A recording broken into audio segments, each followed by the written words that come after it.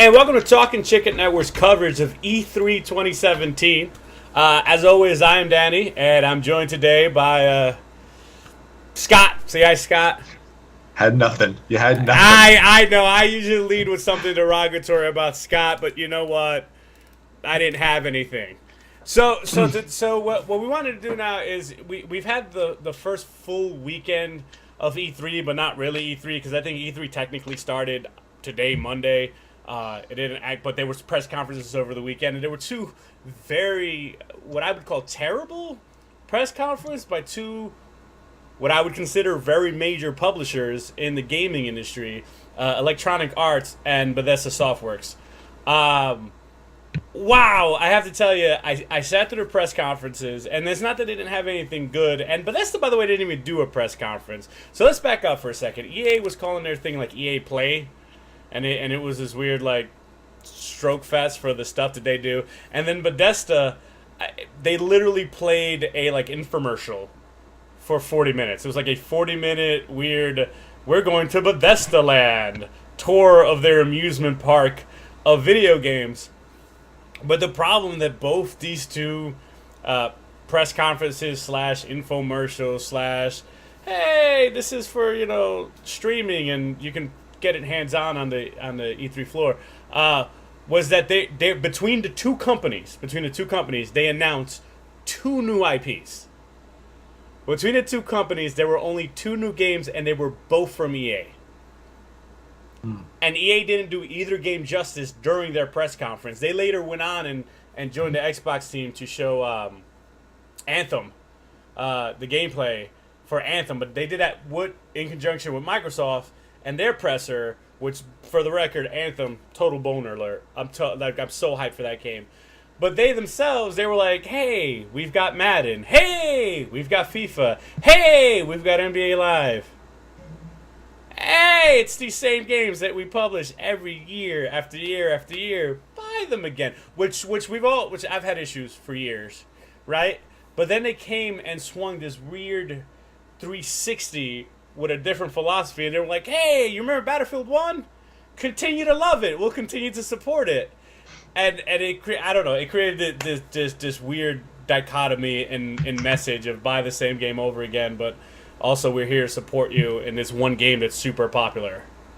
So, I mean, I don't know what your big takeaway is from EA's presser, but aside from Battlefront 2, which also felt like an apology for Battlefront 1, right? Star Wars Battlefront 1 was terrible. Like, okay, it was mediocre, but honestly, if it didn't have Star Wars skins, like, you wouldn't care about it. And then they came out with this great gameplay demo of Battlefront 2, where all of a sudden there were actual battlefronts, and it was a phased battle, and it was the clones versus the droids and this pushing in thing. It was like, oh, this is a cool concept, and this is awesome. And then it's like, did you guys just Battlefield 1 Star Wars? Is that what you just did, you sons of bitches?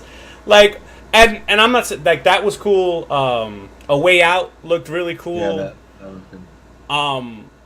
But even they know that's going to get drowned out in the holiday rush, so they're like, it'll come out in February, guys. Don't worry, you'll get it. And then Anthem, which again they didn't highlight in their own presser, they waited to do it with Microsoft. So it was just a total hour of disappointment, man. I don't. So give me thine hot take.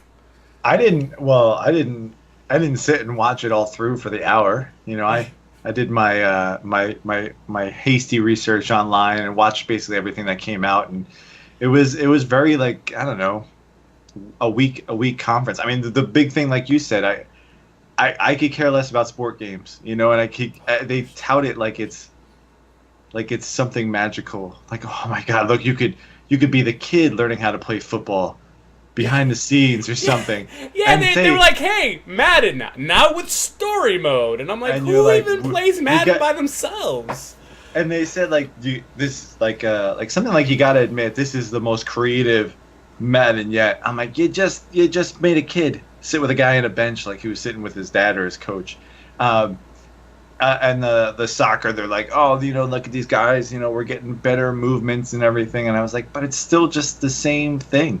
Like, there's no drive there. And the Battlefields was a good example too, because so they so the Battlefield World War One, right? Yeah, They just let's just call it Battlefield 1 because that's the name of all the right. game. So they put what the Western Front in now, right? Yeah, yeah. And There's this big DLC coming out for it. so they did exactly what they always do, right?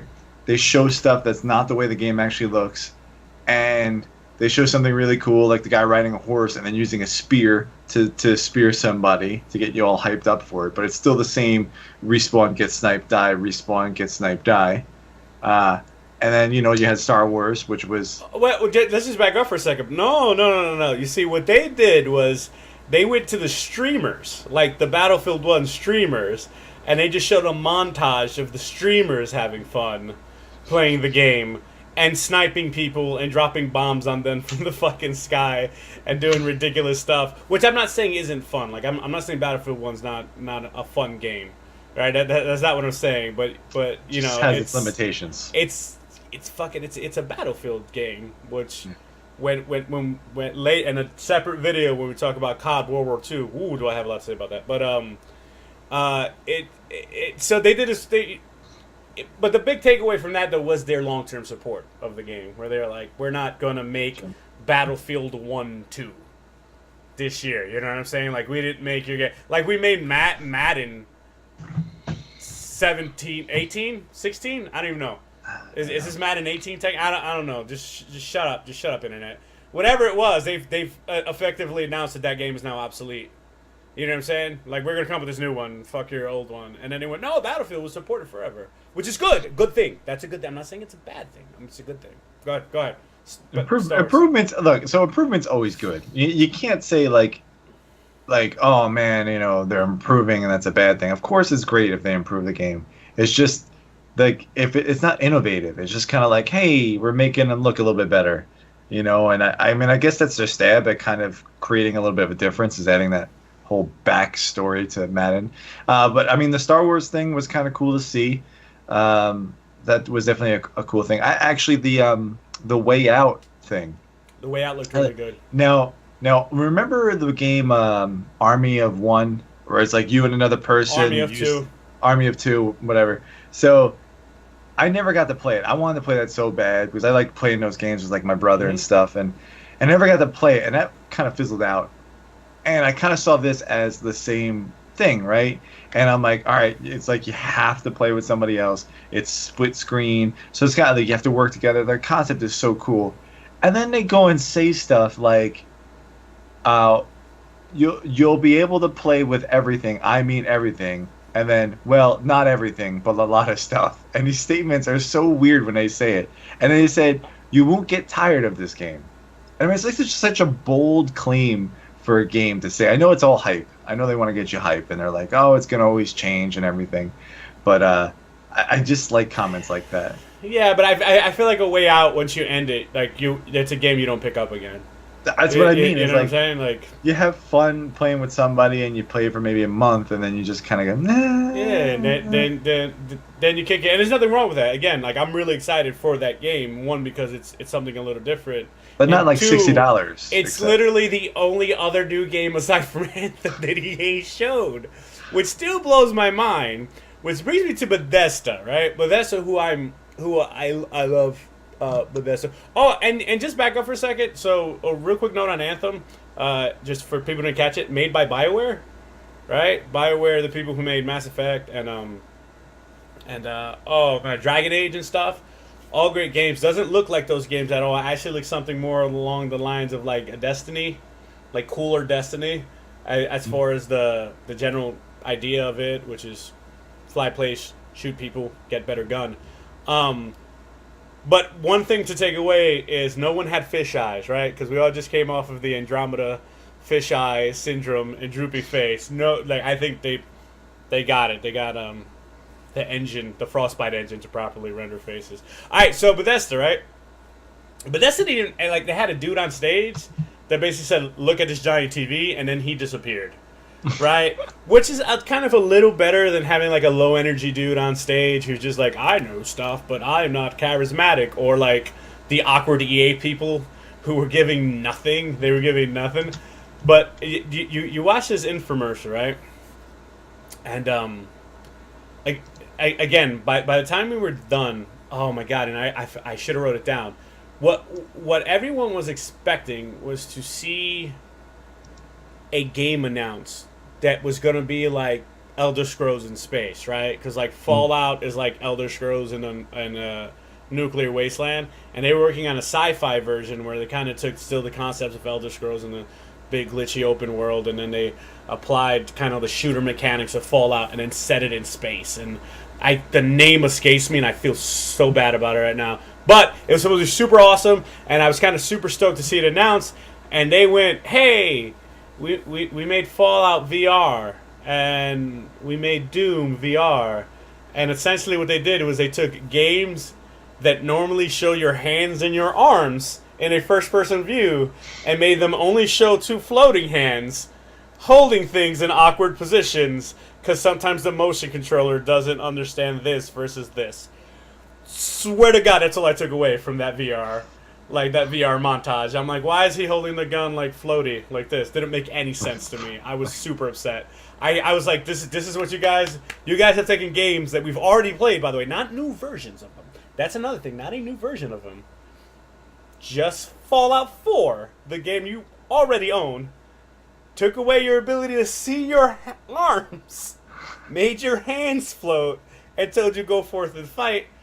Doom took away your ability to see your arms, made your hand floats, and told you go and play the same game again. And that fucking... dude. I don't... The VR hype, I don't really...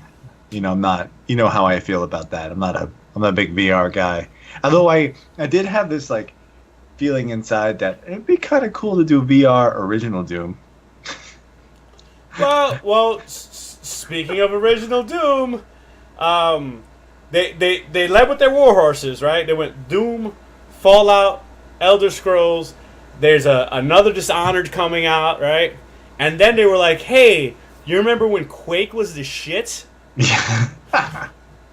And then they were like, "Let's do that again. Let's do Quake, because people liked it, right? I mean, And so I'm like, all right, cool. So technically it's a new game, but it's not a new IP. It's a new game. That's just the old game modernized so that Bethesda can have an esport, right? Because everyone has to have an esport now. So everyone's got to have an esport. And they literally like, we invented esports with Quake, and now Quake, and they're like $1 million. And I was like, what? Like, stop it. Then. The other thing that they did, they have a card game, because everyone has to have a card game now. So they had a card game too, whatever. Everything you're saying is they have this, because everybody has this. Yeah. So now they have this. So they have it. But then they came out with something which was pretty cool if you're a Nintendo fan, which you would imagine they would have saved for the Nintendo presser, but Nintendo doesn't do E3 anymore. They just flipped the bird right off, and we're like, no more E3. We're just going to do some weird thing over Skype or something, some nonsense. Anyway, so Skyrim on the Switch, which is pretty cool if you're a Switch owner who hasn't played Skyrim yet because you don't like good games and don't have a computer or another system. So now you can play it on your Switch, but then they added motion controls because it's a Nintendo product. And I'm like... what are we doing, guys? Controls with Nintendo. What are we doing? Also, they got really they made a Link character, like you could. Yeah, I saw that. And they put the I was like, cornball. So Skyrim was on. Does it? I never saw that part. Does it look good on the Switch, like the handheld thing? So, what was shown? That? What was shown at the conference looked good, right? Mm-hmm. And as far as the specifications of the Switch goes, it can handle Skyrim, whereas the general consensus was the Wii U couldn't. Not by me, but by the developer. So now it's on the Switch. The images that were put on the screen were good. They were sharp. They were clear. They were consistent with how it appears pretty much everywhere else. So it looked really good. And again, but it wasn't running live, because nothing of Bethesda's conference was live. It was all pre-recorded. You literally, like, anyone who went to that press conference sat there and watched like an IMAX screen of some like a long, like a 45-minute commercial. So like, it's not like they had to switch on stage and they were doing it live. They were like, Skyrim now on Switch, and they showed hands and a guy playing on his Switch, and then that was it. I was like, well, I mean, that could be a simulated image. I don't know. So I'm trusting it. Do you think that, I don't want to go too far into this because this may be a whole nother discussion, but do you think that the pressure to release or to announce stuff at this time could ruin things? Like, instead of just being like, listen, we're going to come up with something and then come out with it, or do you think like we got to have something for E3? We got to have something for this that kind of puts people like EA into like, hey, we can't come up with, we have a year, we have to come up with something new to put there. Let's get maddened up with some kids and some backstory, that kind of thing. So before I take that on, I shit on Bethesda pretty hard. I do want to say two things that did excite me: The Evil Within 2. Easily so far, trailer of E3. Just as far as a good trailer, like not like, I know like God of War and like Shadow of the Colossus get people like hype and stuff, and those seem like they're going to be good games. But I mean, as far as what a game trailer it should look like to me, nailed it. And then the Wolfenstein sequel, New Colossus. Yeah, that's nostalgic, seeing that stuff. Yeah, but here's the thing: I feel bad. I didn't play the last Wolfenstein. Like, I skipped it. I was like, I'll wait for it to go on sale, and I'll get it for like $20 on Steam someday. And then I never did. And now the New Colossus is coming out, and that game looks tight as fuck. But that's an actual direct sequel. It's not just, hey, it's a direct sequel with a completely plot story. So those two things look good. But again, neither one of them are new IPs. Not a single new IP was announced by Bethesda. I don't fucking get it. Like, I don't get it at all. Like, not even a little bit. Especially when someone leaked that they were going to have a new IP. Like, someone leaked Space Elder Scrolls. Like, that was something. So, all right, so to your question concerning do they feel the pressure to come on. In the past, right, a lot of times that, these guys, these bigger publishers, they'll have their, like, mini thing, and then they'll show up on stage, which is why I was almost positive when Anthem was like a 40-second teaser trailer. I'm like, yeah, they're going to show the gameplay with somebody. They're going to show up at someone else's conference, and they're going to actually show the gameplay. It's EA, that's what they do. And I feel like what Bethesda brought to the table, they literally could have just gone with someone else. They could have been like, hey, they could have done it a goddamn 10-minute YouTube video. Like, I'm not even kidding. It blew my mind. But that's easily the most disappointing thing of E3 so far, like, by a long shot. And honestly, I'm giving EA too much credit, because what saved EA was the Xbox conference. It wasn't even their conference, so, which is why, like, I wanted to lump these two.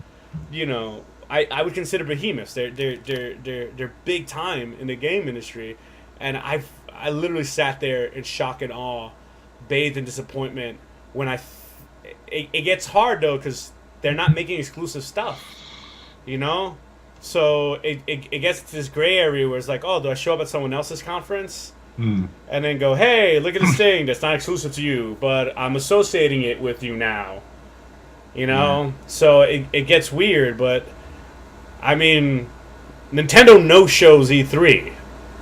You know what I'm saying? Like, Nintendo just goes, screw you, I'm not coming, and they should be announcing stuff. But they're also, they're gonna show big at the Japanese, the Tokyo Game Show, because they do every year. But it gets weird, it gets difficult, I think. For these guys, like, I don't know, like, you want to announce something new every year. Like, I feel like you need to announce a new thing every year, or why have a conference? Like, don't just come out and go, here are all of my sequels.